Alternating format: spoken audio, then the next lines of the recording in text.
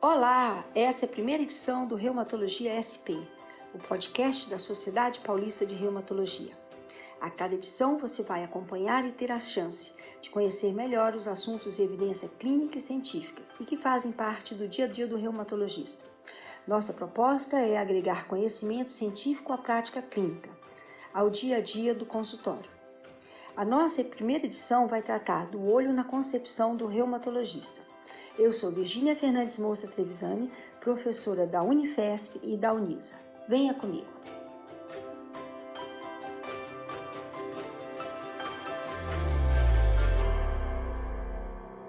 Para falar sobre o nosso tema na estreia do podcast Reumatologia SP, que é o olho na concepção do reumatologista, eu recebo com muito prazer a doutora Laura Caldas, do Departamento de Oftalmologia da Unifesp. Ela faz parte do setor de patologia externa. Bem-vinda, Laura. É uma honra ter você aqui conosco. Obrigado por ter aceito participar desse primeiro podcast da Sociedade Paulista de Reumatologia. Grata. Oi, doutora Virgínia. Muito bacana esse convite. Eu acho que é muito importante a gente ter essa abertura para conseguir uma conversa entre o reumato e o oftalmologista, para tentar aproximar as duas especialidades e comentar o que é bacana do nosso dia a dia no ambulatório. Então, muito obrigada pelo convite. Hoje conversaremos sobre as esclerites no contexto das doenças reumatológicas. Vamos aqui nos debruçar nas melhores evidências para o diagnóstico e tratamento. Lembrando a importância desse tema, é muito triste, né, Laura, constatar que nós temos em torno de 40 milhões de pessoas cegas no mundo. E as doenças inflamatórias oculares, tais como esclerite, uveíte, ceratite ulcerativa e as vasculites, estão entre as principais causas de perda visual. Laura, muitos colegas eles acabam esquecendo a anatomia do olho. É importante a gente relembrar aqui um pouquinho sobre a anatomia, porque as doenças reumatológicas elas comprometem preferencialmente uma determinada estrutura ocular. Por exemplo, as espondiloartropatia comprometem principalmente a úvea, a artrite reumatoide, principalmente a esclera. Então, é muito importante saber o que está sendo comprometido e como está sendo comprometido, para nos guiarmos no raciocínio do diagnóstico e no tratamento. Então, vamos aqui relembrar rapidamente um pouquinho da anatomia ocular? Então, lembrando que a retina é a estrutura dentro do olho que é mais importante para a formação da visão. Então, as estruturas do olho têm um objetivo de deixar os meios transparentes para que a luz chegue até a retina e também elas têm a característica de proteger a estrutura. Então, se você pensar no olho, a gente tem que lembrar que ele funciona como uma cebola, assim, vamos dizer, em camadas. E as camadas, elas estão intimamente ligadas. Então, a camada mais externa do olho, que é essa parte branca que a gente olhando no espelho, a gente vê um branco no olho, é o que a gente chama de túnica externa, onde tem a esclera, que é esse branco do olho recoberto por um tecido chamado conjuntiva. Na parte da frente dessa túnica mais externa, a gente vê uma estrutura transparente, que é a córnea, que é como se fosse esse vidro do relógio. Intimamente ligada à esclera, na parte de dentro do olho, vem uma túnica vascular, que é o que a gente chama de úvea. E a úvea, nos 2/3 mais para dentro do olho, tem uma estrutura chamada coroide.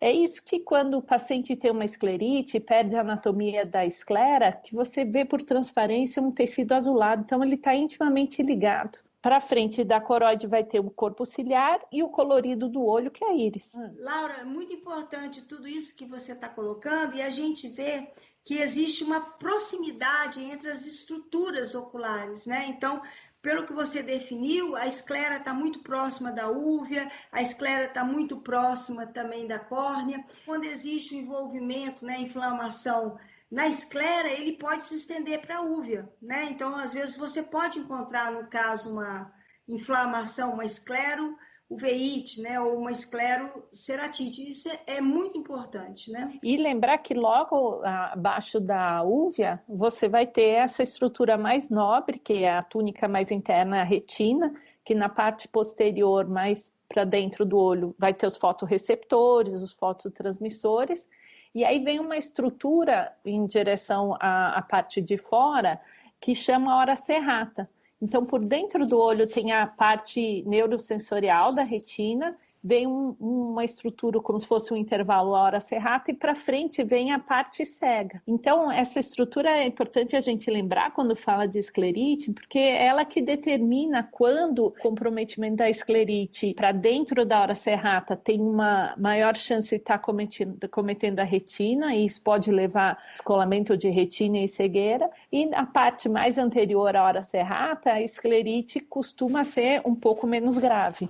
Mais uma vez, aqui eu retifico por tudo que a gente colocou em termos de anatomia, das estruturas, das possibilidades de quadros mais graves que podem realmente levar à deficiência visual, essa importante parceria entre o reumatologista e o oftalmologista, porque só o oftalmologista, com a sua propedêutica, com seus aparelhos, ele tem condição realmente de saber aonde está acontecendo o processo inflamatório e de que forma e qual a extensão desse processo inflamatório. E tudo isso vai ser muito importante, né, para guiar o reumatologista no diagnósticos diferenciais e também no tratamento. Um achado assim, que é muito frequente nos prontos atendimentos de oftalmologia é o olho vermelho, né? Pelos estudos, compreende 15% dos atendimentos. Mas, na realidade de muitos postos, muitos pronto atendimento, não existem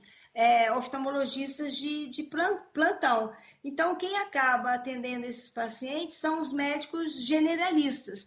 Como a gente pode fazer um raciocínio para ajudar, né, o médico generalista que está atendendo esses pacientes para guiar, para saber quais são os diagnósticos diferenciais importantes para um paciente que chega com o olho vermelho? Então, um médico generalista que não tem um especialista oftalmologista trabalhando junto, ou que não tem os aparelhos, mesmo assim é possível fazer um exame ocular. Então, lembrar que muito da superfície do olho você consegue avaliar, mesmo com a luz natural. E a maioria das pessoas hoje tem um celular que tem uma lanterna, que pode estar auxiliando. Então, chega um paciente, ele não tem um consultório oftalmológico, que tem aquele aparelho que chama lâmpada de fenda, que a gente consegue ver com aumento as estruturas do olho, mas ele tem sempre uma iluminação. E aí, algumas coisas do exame oftalmológico, como a motilidade ocular, o campo visual contrastado, o generalista não vai nem precisar de aparelho. Essa parte do exame ele consegue fazer. Assim como checar o reflexo pupilar do paciente.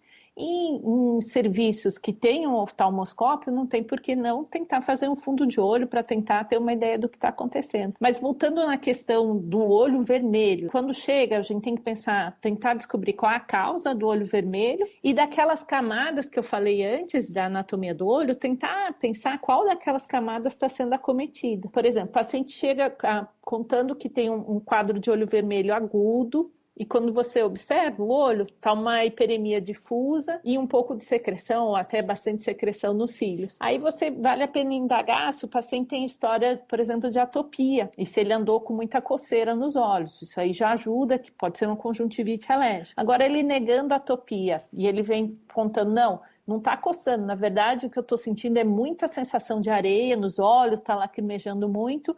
E teve alguém no meu trabalho que estava com conjuntivite, ou um familiar na minha casa estava com conjuntivite. Isso já vai levando o médico a pensar numa conjuntivite infecciosa, mas comum é mesmo a conjuntivite por vírus. E às vezes palpando assim na região pré-auricular, você pode até encontrar um linfonodo, isso já ajuda muito o colega. Então, a hiperemia difusa com secreção, sem baixa divisão, sem muita dor, o mais provável seja uma conjuntivite. Agora, começa a preocupar mais quando o paciente, além da hiperemia, vem contando que está doendo o olho. Ele está com dor e está com baixa divisão. Bom, aí já começa um alerta, né? Eu acho que o reumatologista aí precisa prestar bastante atenção, porque pode ser um sintoma de uveíte, que é uma coisa que preocupa muito o reumatologista. Quando o paciente tem uveíte, quando você avalia o reflexo pupilar, você vai ver que o paciente tem uma miose, então a pupila está mais fechada, e é interessante que essa hiperemia, o vermelhidão no olho, que na conjuntivite era mais difusa, na uveíte ela fica ao redor da córnea, ao redor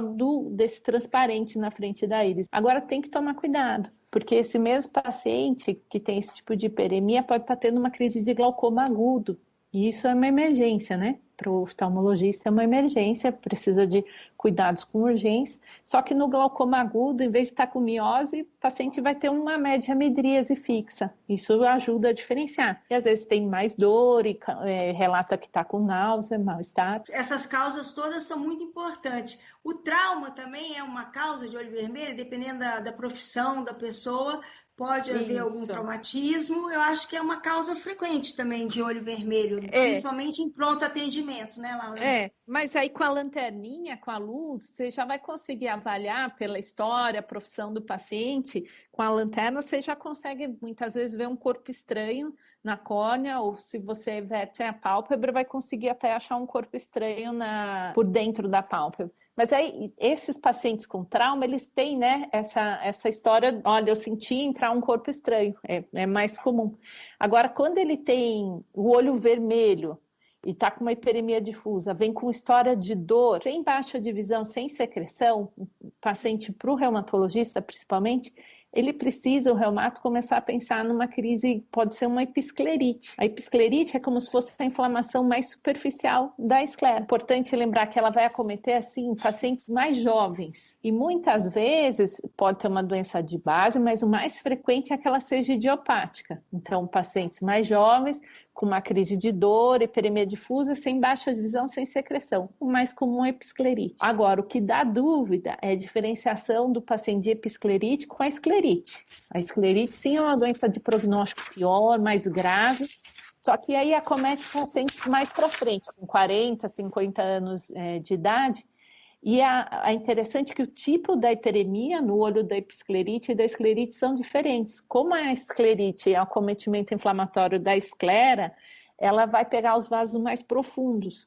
E como eles são mais calibrosos, eles, quando ficam vasodilatados, vai dar uma cor violácea para o olho do paciente. Ô, Laura, o generalista ele pode usar para fazer essa diferenciação. Você acha que ele tem condição de usar um colírio com fenilefrina para ver se desaparece essa hiperemia, no caso, assim, para poder diferenciar a episclerite da esclerite, no caso da vasculatura? Tem total condição. Com colírio de fenilefrina, ele não precisa nem da lâmpada de fenda. Ele pinga o colírio, espera alguns minutos e no caso da episclerite, ele vai ver que essa hiperemia vai sumir. E na esclerite, mesmo que diminua um pouco a hiperemia, ele vai continuar vendo os vasos profundos dilatados. Então, isso ajuda muito.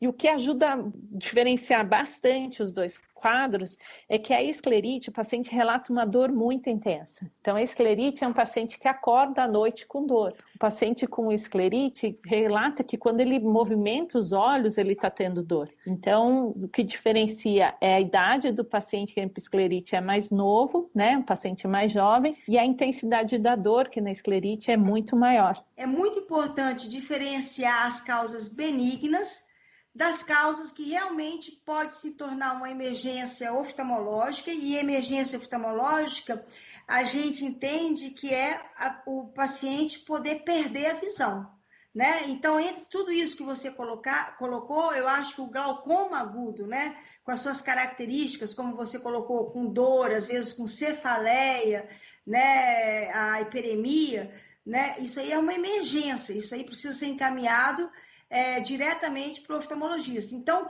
para mim, ficou como bandeiras vermelhas, red flags, a dor, né? Paciente com dor e com diminuição de visão, né? Você falou de esclerite posterior, da gravidade, pela proximidade com a retina, que pode levar o comprometimento pode levar a um descolamento da retina ou até perda visual.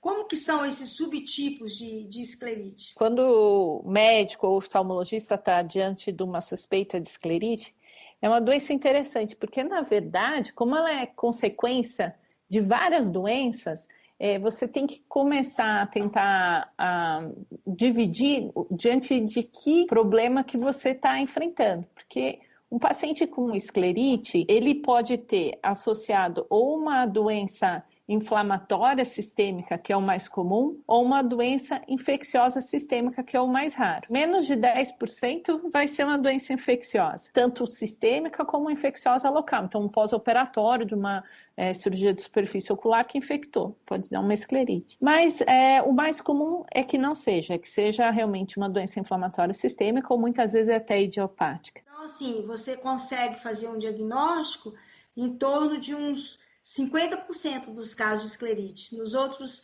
50%, eu acho que, por mais que você investigue, isso não é possível, né? Quando você está diante do paciente com esclerite, para ajudar muito no raciocínio, é importantíssimo fazer um exame oftalmológico bastante detalhado e a anamnese. Na anamnese, você já começa a tentar direcionar para que doença que o paciente está apresentando. Então, uma anamnese detalhada, o inquérito sobre os diversos aparelhos e sistemas, a questão social do paciente, o contato com doenças infecciosas, né? É uma coisa que ajuda você a começar a fazer o teu raciocínio. E voltando lá nas classificações da esclerite, que a gente já falou sobre anterior e posterior, as esclerites anteriores, elas ainda podem ser divididas naquelas que são necrosantes e das não necrosantes. A esclerite anterior não necrosante, que é o mais comum, pode ser uma esclerite difusa ou ela pode ser um nódulo. Então, quando você olha o paciente está com esclerite, você levanta a pálpebra dele e de repente você encontra até um nódulo na superfície do olho. Isso daí ajuda você a entender a gravidade da doença. Quando ele apresenta necrose e perda da anatomia da superfície, são pacientes muito mais graves. Então, você sabe que vai ser uma doença mais difícil de tratar. E ainda tem uma categoria que, por nossa sorte, a gente quase não vê mais, chama escleromalácia perforans. Era mais comum quando tinha os pacientes com longa data de artrite reumatoide não tratada. Esses pacientes tinham um quadro de endarterite obliterante nos vasos, que levavam uma necrose sem dor. Então, infelizmente, o paciente ia perdendo a esclera sem nem ter dor, não tinha nem sinal inflamatório para que chamasse atenção. Então, ele só via aumentar aquela mancha azulada, né, que eu falei, a esclera perdendo a anatomia, e você vai vendo por baixo da esclera úvea, e aquela mancha azulada ia aumentando, ele nem sabia o que estava acontecendo. Isso, para nossa sorte, a gente quase não vê mais. Se a gente pensar em termos reumatológicos, tem pelo menos 15 doenças reumatológicas diferentes que cursam com esclerite. A artrite reumatoide é, sem dúvida nenhuma, a que mais causa, até pela sua prevalência como doença, né? A esclerite dentro dessa doença acontece em 6% dos casos, mas, e assim, pode ser difusa, nodular, com necrose, né? E também, como você colocou, pode acontecer a escleromalácia perfurante. Classicamente, a esclerite dentro da artrite reumatoide ocorre naqueles pacientes já com longa data de doença, com anticorpos positivos, fator reumatoide positivo, anti-CCP positivo e também pacientes que têm outras manifestações extraarticulares, como nódulos reumatoides. Uma coisa que é muito importante, aqueles pacientes com artrite reumatoide que têm necrose, têm uma esclerite com necrose, necrosante, ou uma lesão associada, uma lesão ulcerativa periférica associada ou isolada, isso já para o reumatologista, isso representa casos muito graves, que têm envolvimento sistêmico grave, né? E se não tratados efetivamente, aumenta muito o índice de mortalidade, porque essa vasculite que está acontecendo dentro do olho também está acontecendo na periferia. Diante de um quadro de esclerite, a gente tem uma certa urgência em conseguir fazer o diagnóstico da doença de base para conseguir melhorar e baixar tanto a mortalidade quanto a morbidade dessa pessoa. Quando você vê o paciente, começa a fazer a anamnese e suspeitar das doenças de base, é muito importante a gente conseguir descartar doenças infecciosas também que estão mais relacionadas aos quadros de esclerite, como é o caso da tuberculose no Brasil, da sífilis, a hepatite C, o herpes zoster e o herpes simples. Então, essa investigação de etiologia infecciosa, o oftalmologista faz tanto para tentar descartar a etiologia, e ele sabe que elas são mais raras, mas mesmo assim é muito importante, mas também para que a gente consiga fazer o tratamento do paciente. Porque assim, mesmo o paciente tendo uma doença reumatológica, por exemplo, se o paciente tem artrite reumatoide, né, que é o mais frequente da gente encontrar a inflamação da esclera, geralmente não existe dificuldades no diagnóstico, mas esse aspecto tem que ser levado em consideração. Esse paciente, ele é imunossuprimido pela doença dele, pelos medicamentos que ele toma, ele tem, né, se ele estiver tomando principalmente imunobiológicos, anti-TNF, eles têm um risco aumentado de terem infecção, principalmente tuberculose. Então, mesmo que eu saiba que meu paciente ele tem artrite reumatoide e que a esclerite pode fazer parte do quadro clínico dele, eu tenho de ter esse cuidado nesse paciente de afastar a infecção. E outro ponto importante que eu acho que são os medicamentos que os pacientes usam.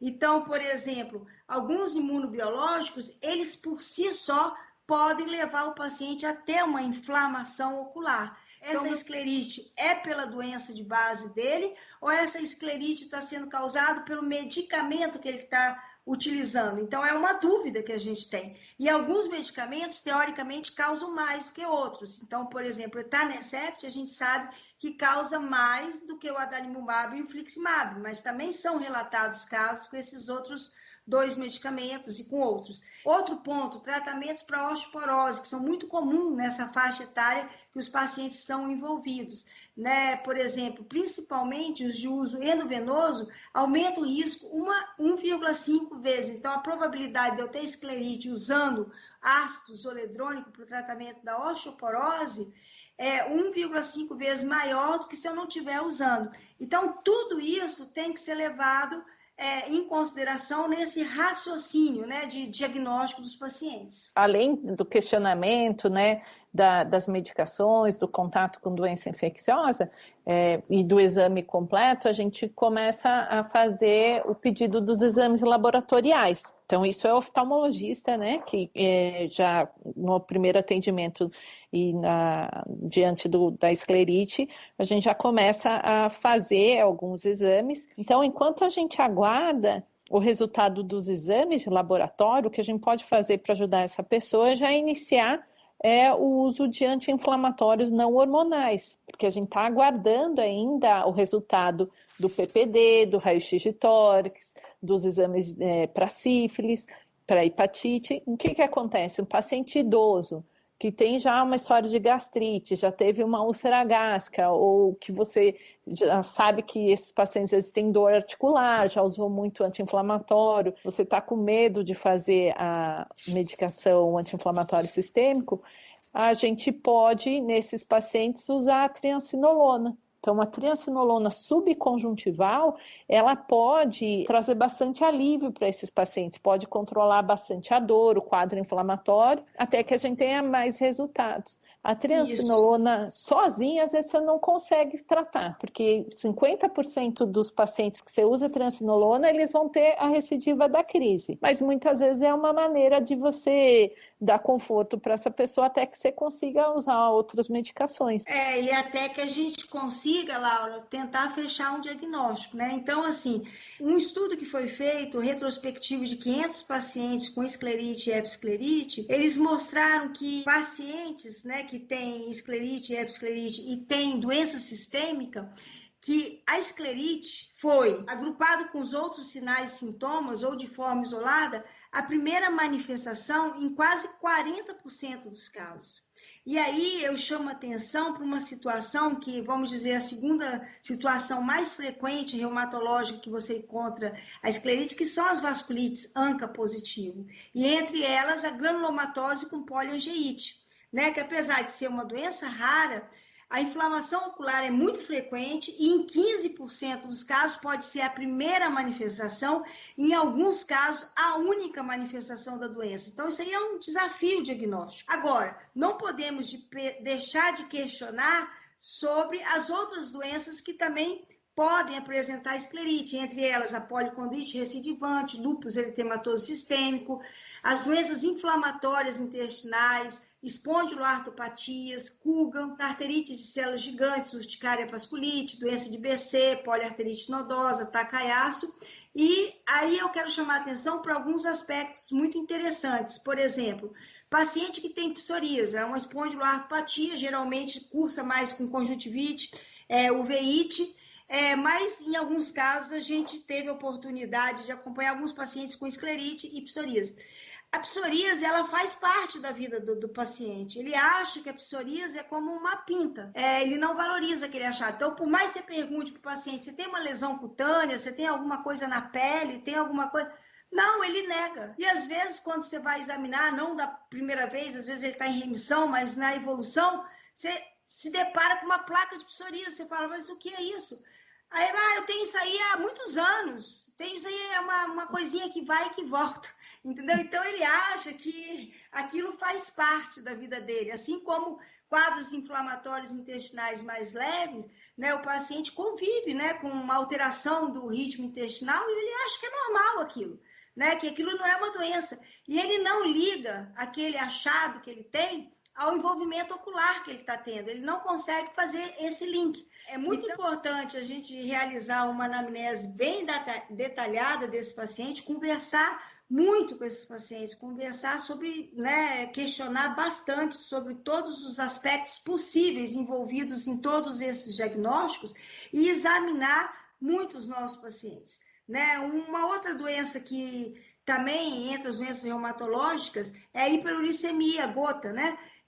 Já tivemos a oportunidade de casos, né, de gota com esclerite. É raro, mas pode acontecer também. E uma doença que não é muito do grupo das doenças reumatológicas, mas que está presente em todas as doenças, que pode dar qualquer tipo de envolvimento oftalmológico, que tem que ser sempre descartada, a sarcoidose. A gente está diante de uma doença que é consequência de uma outra doença sistêmica de base, que a gente não tem nenhum marcador específico para esclerite. O que a gente tem são dicas, são pistas que a gente vai tirando da anamnese, do exame do paciente, que começam a guiar a nossa empreitada, vamos falar assim, né? Porque o paciente com esclerite é um paciente difícil, realmente precisa de uma ajuda de uma equipe grande para conseguir trazer tanto um diagnóstico para a pessoa como o alívio dos sintomas. Exatamente. Eu acho que a partir do momento que você conversa com o paciente, você começa a ter um direcionamento na sua pesquisa.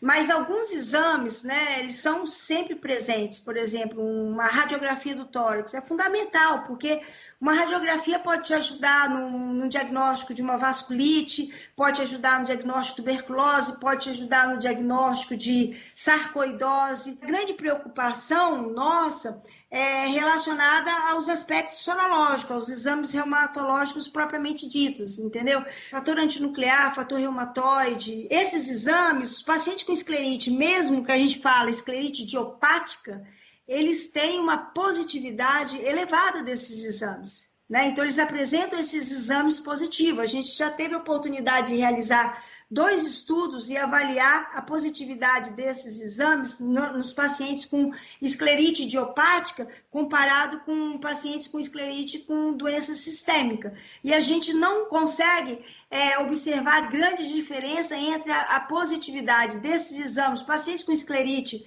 dita idiopática, eles têm anticorpos antifosfolípidos positivos, eles têm fator antinuclear positivo, fator reumatoide positivo, anti-CCP positivo, ANCA positivo. Então, eles têm todos esses exames positivos.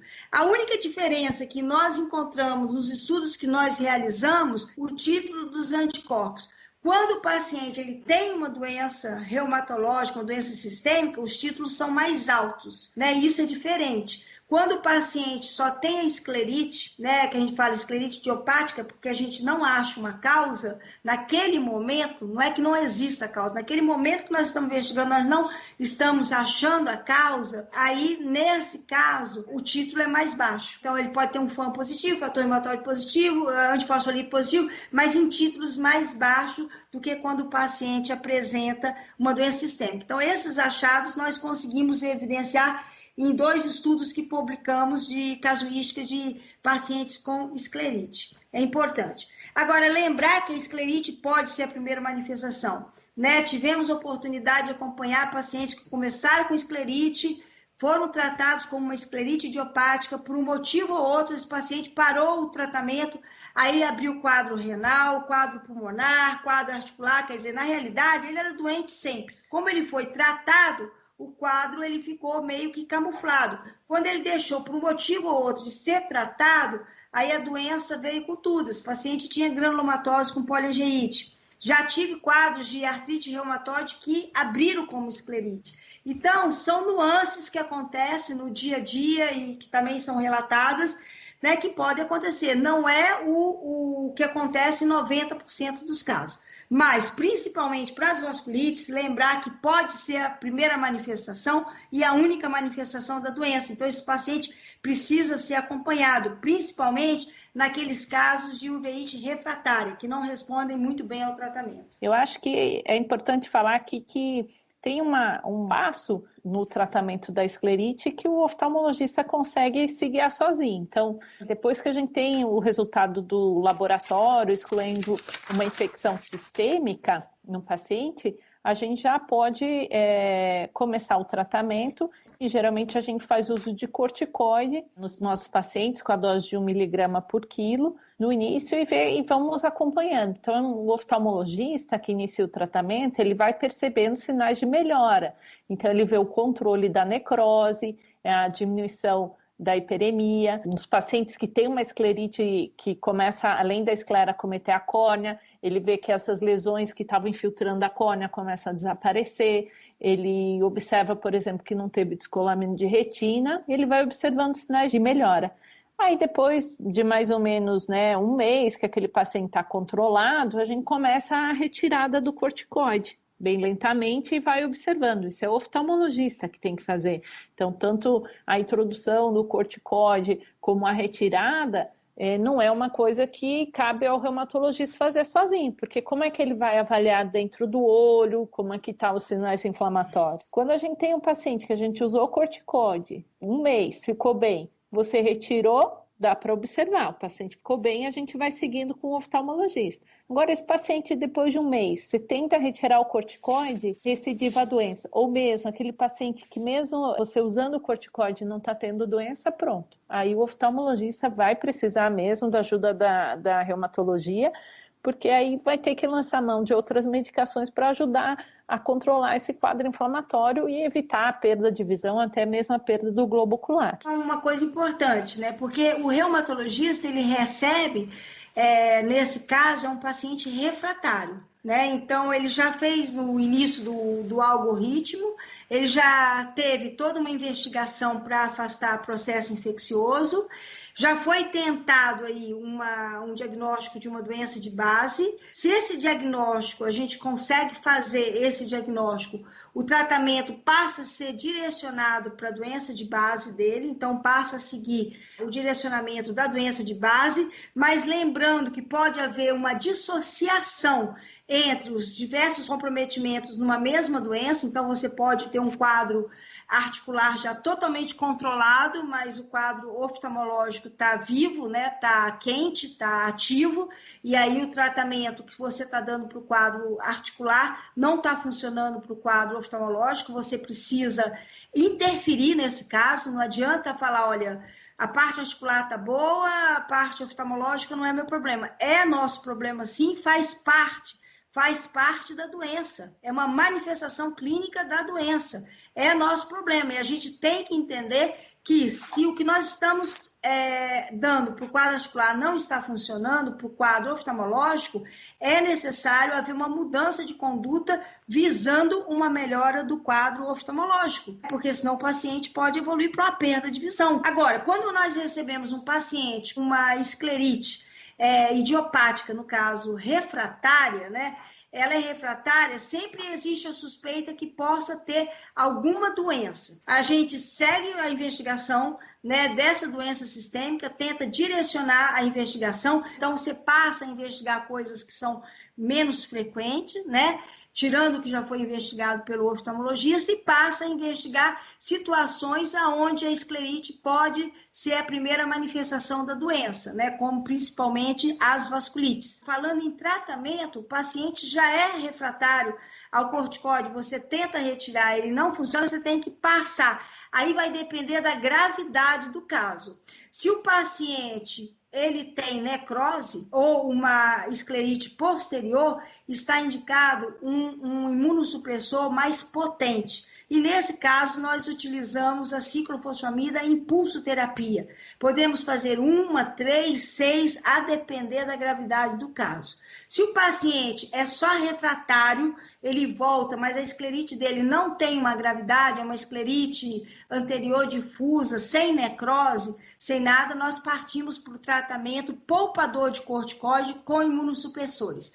E aí, a escolha do imunossupressor não faz grandes diferenças se a gente inicia com azatioprina, metrotexate ou micofenolato. Nas nossas condições de atendimento, a gente tem mais condições de prescrever o metrotexate e a azatioprina. O micofenolato só com processos administrativos. Então, a gente deixa o micofenolato naqueles casos em que os pacientes não responderam ao metrotexate, à azatioprina, às vezes a associação dos dois. Então, nesse caso, a gente passa para o micofenolato. Existe um dado que me faz assim, escolher um em relação ao outro, mas é um dado que eu não vi na literatura. Então, aqueles pacientes que têm esclerite com fator reumatoide positivo ou anti-CCP positivo, eu encaro esses pacientes, mesmo que eles não tenham uma doença articular, como se ele fosse um polo da artrite reumatoide, e aí eu dou preferência ao metrotexate, que é o medicamento preferido no tratamento da artrite reumatoide, né, em prol dos demais medicamentos que a gente citou. É muito importante esse algoritmo que a gente tem seguido, né, no nosso serviço lá no departamento de oftalmologia. Agora, é muito importante quando o imunossupressor não funciona. Não funcionou. Nós chegamos no ponto, o corticoide ele é refratário, nós tentamos um imunossupressor, 2 imunossupressores e o olho do paciente continua inflamando. Isso mesmo. Né, Laura? Isso acontece. Trabalhando isso, andando junto, né? Então, para deixar bem claro que a gente está fisicamente no mesmo local, é o mesmo ambulatório que a gente trabalha junto, é o oftalmologista que vai acompanhando o paciente junto com o reumato, né? No meu caso, eu estou junto no SUS, mas no meu consultório eu não estou junto, eu estou sozinha. Então, se não houver parceria, se não houver comunicação entre o oftalmologista dizendo exatamente o que está sendo comprometido e como está sendo comprometido, eu fico de uma forma que eu não consigo atuar adequadamente. Mas, como eu estava falando, chegamos no ponto, ele é resistente, ele é refratário, ele é resistente ao uso dos imunossupressores. Então, nesses casos, a gente passa para o uso dos imunobiológicos para o tratamento das esclerites. O que a literatura fala para a gente? Nós realizamos uma revisão sistemática da literatura de todos os estudos publicados. Com relação à esclerite, é muito diferente do que existe para a uveíte. Uveíte, nós estamos 10 passos à frente. Nós temos ensaios clínicos randomizados, o nível de evidência já é totalmente diferente. Aqui não, o que nós temos são relatos de casos, séries de casos. Porque a esclerite é muito mais rara, né? Do que a uveíte, por isso que a gente não consegue um número maior. Se você pensar que a esclerite é 1 para cada 20 mil pacientes, um oftalmologista que não esteja no serviço terciário vai ver 1 ou 2 esclerites na vida, mas cada vez mais a gente vê melhora também nas evidências, né, doutora Virgínia? Exatamente. Então, assim, entre os medicamentos, onde a gente observa a melhor efetividade, com o uso do infliximab, né, que é um anti-TNF, e com o uso do adalimumab, também que é um anti-TNF. Etanercept nós não utilizamos para o tratamento das esclerites, porque por si só já tem vários relatos de casos de efeito paradoxal do aparecimento da esclerite com o uso do etanercept. Então, não é utilizado. O golimumab e o certolizumab, existem menos relatos de casos, séries de casos, também com efeito satisfatório no tratamento das esclerites. E o anti-CD20, o rituximab, né, ele é muito utilizado nas esclerites das vasculites ANCA positivo. Então, na granulomatose com poliangeite, né, um resultado, a efetividade do rituximab nesses casos em particular e também em alguns casos de pacientes com artrite reumatoide. E as complicações, Laura? Quando complica, é complicado para a gente também, né?